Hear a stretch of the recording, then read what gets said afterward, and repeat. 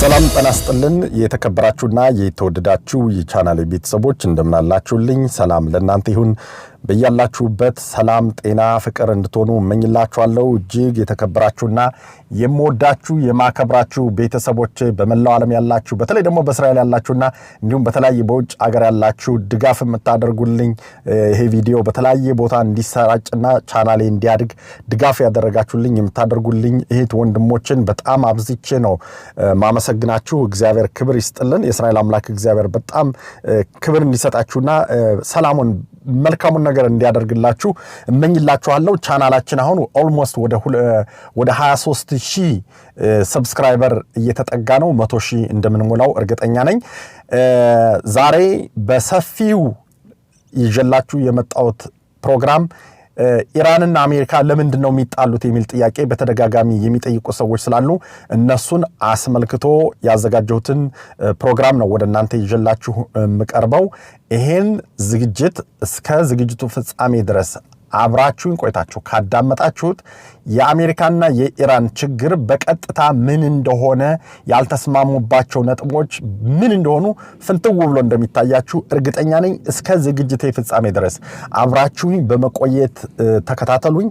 እንደ ሁል ጊዜ ሁሉ ዛሬም ይሄን ቪዲዮ ለሌሎቹ ሼር በማድረግ ፕላስ ደግሞ ሰዎች ሰብስክራይብ እንዲያደርጉ በማድረግ ሲጀመር ደግሞ ይሄን ቪዲዮ ስትጀምሩት ላይክ አድርጋችሁ በመጀመር ቻናሌን እንድታግዙ በአክብሮት ጠይቃለሁ ቤተሰቦችና አሁን በቀጥታ ወደ ዝግጅቴ ነው ማልፈው። የአሜሪካው ፕሬዝዳንት ዶናልድ ትራምፕ ኢራንን በሳምንት አምስተኛ ጊዜ መሆናቸው ነው በጥብቅ አስጠንቅቀዋል። ዛሬ ደግሞ የሆርሙዝ ሰርጥ ተወደደም ተጠላም ባንድም በሌላም መልኩ እንከፍተዋለን አሜሪካ ተከፍተዋለች ብለዋልኝ። በሁለተኛ ደረጃ ደግሞ አሜሪካና ኢራን በፓኪስታን ዋና ከተማ እስላማባድ ውስጥ ተፋጠው እንደሚገኙና የአሜሪካው ፕሬዝዳንት ሉካቸውን ይዘው የኢራኑ አፈጉባኤ ሉካቸውን ይዘው የውጭ ጉዳይ ሚኒስትሩን ጨምሮ ተፋጠው እንደሚገኙና ድርድሩ ሊካሄድም እንደሚችል ፍንጮች እየወጡ ናቸው። ለምንድነው የማይካሄደው ለምንድነው የሚካሄደው የሚለውን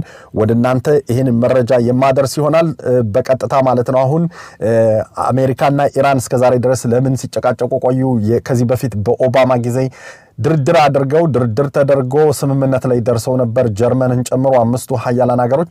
ለምንድነው ያን ድርድር የተሻረው በምን ምክንያት ነው የሚለውንና የኢራን ችግሮች ለምሳሌ የኒኩለር ማመንጫ ጣቢያዋን ታፈራርስ የሚለውንና አላፈርስም የምትልበትን የሚያወዘግባቸውን ሐሳብ የእስራኤሉ ጠቅላይ ሚኒስትር ቤንያሚን ኔታንያሁ ለምን ኢራንን እንደሚቃወሙ በተለይ ኒኩለርና ባሊስቲክ ሚሳይል የታጠቀችን ኢራንን እንደማይፈልጉ ለምን እንደሆነ ከኦባማ ጋር ኔታንያሁ የተጣሉበት መንገድ በምን እንደነበር ሁሉን ነው ማስረዳችሁ። በቀጥታ ነው አሁን ወደ ዝግጅቴ ማልፈውና አሜሪካና ኢራን ነገ ቅዳሜ ድርድር ያደርጋሉ ማለት ነው። ነገ ቅዳሜ ስል በእናንተ በአብዛኞቻችሁ ጠዋት ነው፣ ዛሬ ቅዳሜ ጠዋት ነው፣ በእኛ አረብ ስለሆነ ነው ነገም ነው እና ለዛሬ ነው ተቀጥሮ የነበረው። ነገር ግን ወደ ነገ እንዲካሄድ ተወስኗልኝ።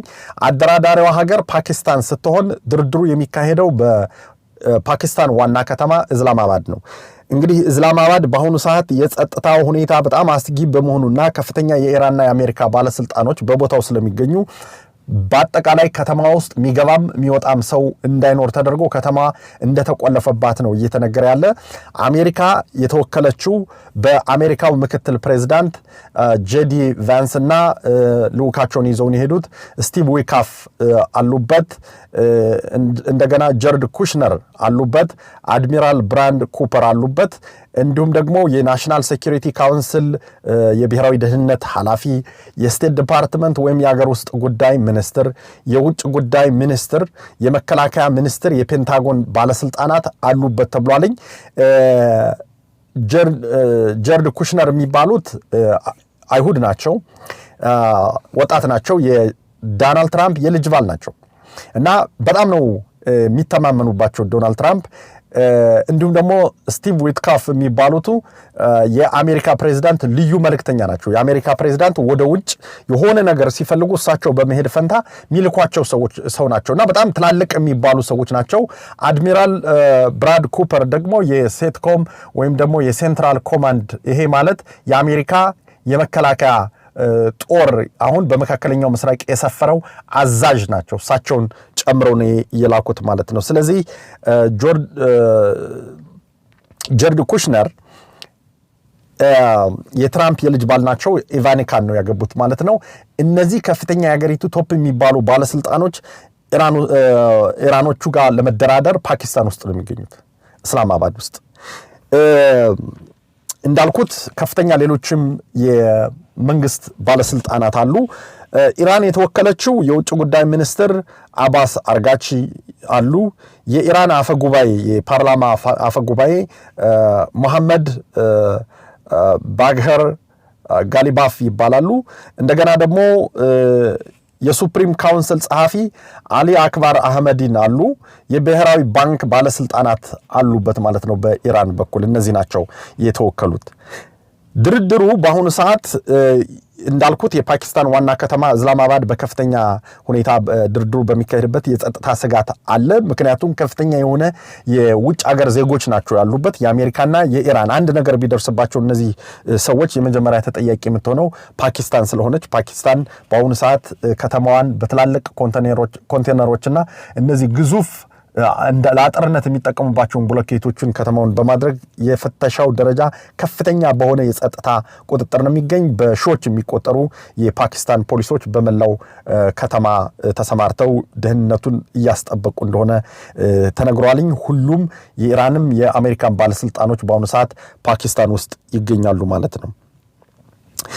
ፓኪስታን እንግዲህ በአደራዳሪነት ተቀምጣ ነበር። ሰሞኑን የአልተጻፈ አንድ ነገር የፓኪስታን ጠቅላይ ሚኒስትር በመናገራቸው እያወዛገቡ ነው የሚገኙ። ኢራኖች የሚፈልጉት ሁለት ነገር ነው። አሁን ለመደራደር ድርድሩን ለማድረግ ሁለት ነገር ይፈልጋሉ።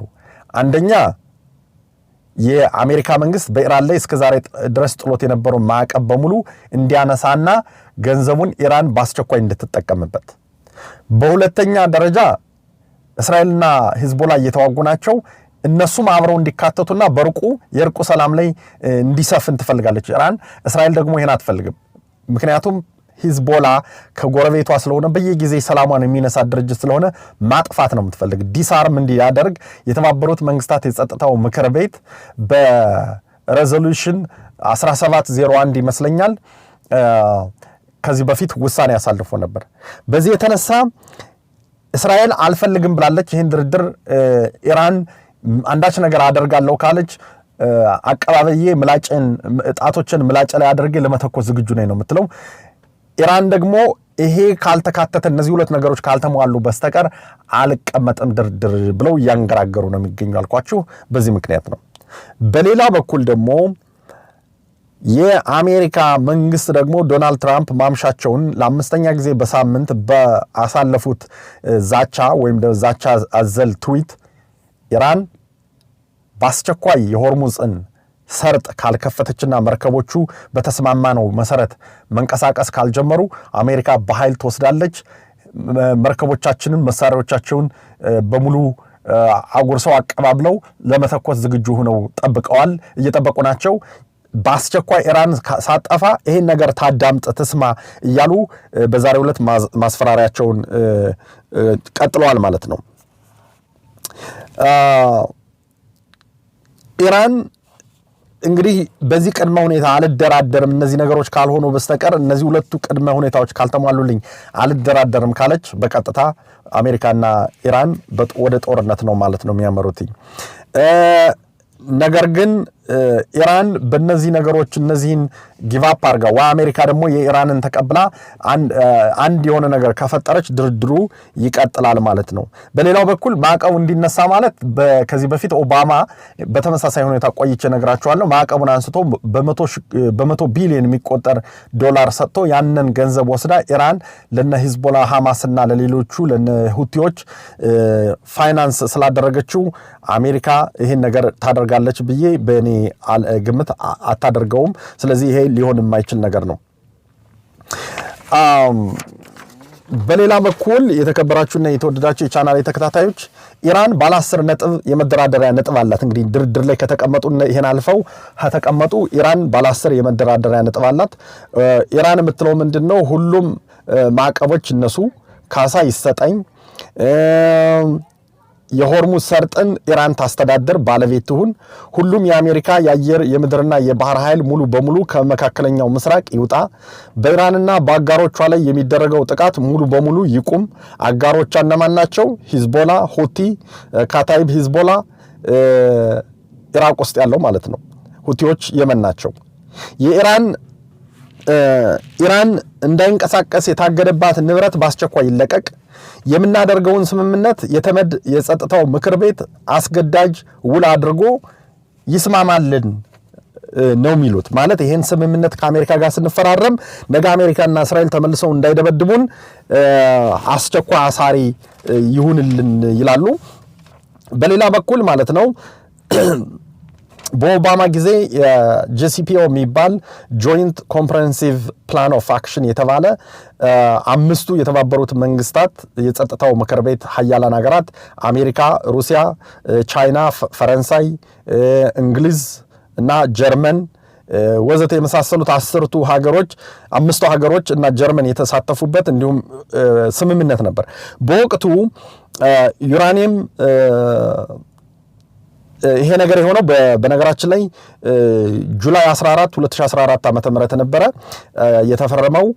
ጃንዋሪ 16 2016 ማዕቀቡ ተነስቶላት ነበረ።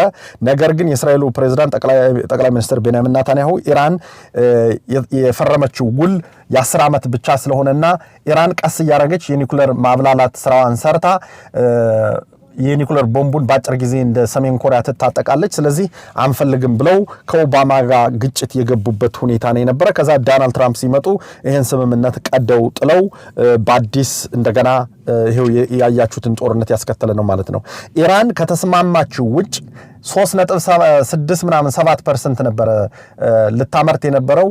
ነገር ግን በወቅቱ ከነበረው ስምምነት አንዱ የተባበሩት መንግስታት የኒኩሌር ተቆጣጣሪ ድርጅት የአይኤኢኤ ይባላሉ። የነሱ መጥተው ይመረምራሉ ኢራን ምን እያደረገች እንደሆነ እነሱ እንዳያውቁ ስታደርግ ነበር እና የተለያዩ ቦታዎችን በሚስጥር ደግሞ አዳዲስ የኒኩሌር ማብላያ ጣቢያዎችን እየሰራች ስታጭበረብር ስለተያዘችና እስራኤልን በርካታ መረጃዎች ስለነበሯት በዚህ ምክንያት ነው ማለት ነው። ስለዚህ ኢራን በወቅቱ ከነበራት 20,000 ሴንትሪፊውጅ ውስጥ ወደ 5,060 ለመቀነስ ተስማምታ ነበር።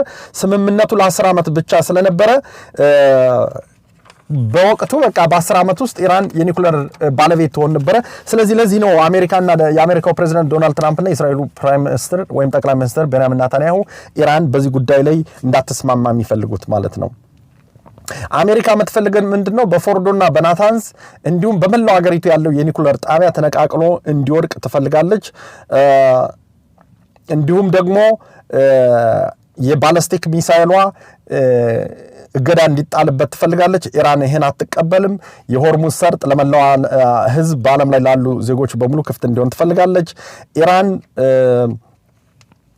የኒኩሌር ጦር መሳሪያ ከዚህ በፊት ለመስራት ያብላላችሁን የዩራኒየም ንጥረ ነገር አስረክባ ማብላዮቹንም እንድታፈርስና ለወደፊቱ እገዳ እንዲጣልባት ነው አሜሪካ የምትፈልገው። እንግዲህ በዚህ መልክ ነበር ማለት ነው ያው ስምምነቱ። አሜሪካ የምትፈልገው አሁን ይሄን ነው። በዚህ ላይ ይስማማሉ ወይ ካላችሁ በፍጹም ሚስማሙ አይመስለኝም። የተከበራችሁና የተወደዳችሁ የቻናል ላይ ተከታታዮች እንግዲህ እንዳልኳችሁ አሜሪካና የኢራን ነገር ሊለይለት አሁን የሰዓታት ብቻ ጊዜ የቀሩበት ሁኔታ ነው ያለ። እንግዲህ ይሄ ጊዜው ሲደርስ ምን መለከተው ይሆናል። ፕሬዝዳንት ዶናልድ ትራምፕ ሐሳባቸውን ቀይረው ኤኒ ታይም ማለት ነው ስምምነቱ ከፈረሰ በኢራን ላይ የሚደረገው ጦርነት በቀጥታ ሊቀጥል ይችላል። የአረብ ሀገሮችም ጦርነቱ በዚህ መልክ እንዲቋጭ አይፈልጉም። በተለይ እነ ሳውዲ አረቢያ፣ እነ የተባበሩት አረብ ኤምሬት፣ እነ ባህሬን፣ እነ ኩዌት፣ እነ ጆርዳን ኢራን ከዚህ በኋላ ለማንም ዜጋ ለማንም ሀገር ናሽናል ሴኩሪቲ ስጋት የማትሆንበትን መንገድ እንዲፈለግላት ነው የሚፈልጉና በዚህ ነገር ላይ ካልተስማሙ በስተቀር ጦርነቱ መቀጠሉ አይቀሬ ነው። ነገር ግን ከተስማሙ ከዚህ በኋላ በመካከለኛው ምስራቅ ቢያንስ ለ10 እና ለ15 ቢያንስ ለ20 እና ለ30 ዓመታት አጠቃላይ ማለት ነው በቃ ሁሉም ነገር ሰላም ይሆናል ማለት ነው ዓለም ወደ ሰላም ትመለሳለች ማለት ነው እንግዲህ ኢራን ነች ለዚህ ሁሉ ተጠያቂ ብጥብጥ ችግር በቃ መፍትሄውም ችግሩም እሷ ነች ስለዚህ መፍትሄው እሷን ማስወገድ ሊሆን ይችላል ማለት ሀገሪቱን ሳይሆን በስልጣን ላይ ያሉ ባለስልጣኖችን ምናልባት አሜሪካና እስራኤል ተባብረው ሊያስወግዷት ይችላሉ እንደገና ይሄን ዘግታ ደግሞ የሆርሙዝን ሰርጥ በመትቆይበት ጊዜ የዓለም ህዝብ ራሱ ተነስቶ ሆ ብሎ ሊበላቸው ይችላልና አሁን ባለው ሁኔታ የዓለም ኢኮኖሚ በጣም አስቸጋሪ ሁኔታ ነው የሚገኘው ኢኮኖሚው በጣም በከፍተኛ ሁኔታ እየተጎዳ ስለሚገኝ የዓለም ህዝብም በጣም በከፍተኛ ሁኔታ እየተጎሳቆለ ኑሮ እየኖረ ስለሆነ ጦርነት መሆኑ አይቀርም ከዛ በኋላ ምናልባትም ይሄ ጦርነት እየተስፋፋ ይሄዳል በጣም አመሰግናለሁ ሰላም ቆዩልኝ ቤተሰቦች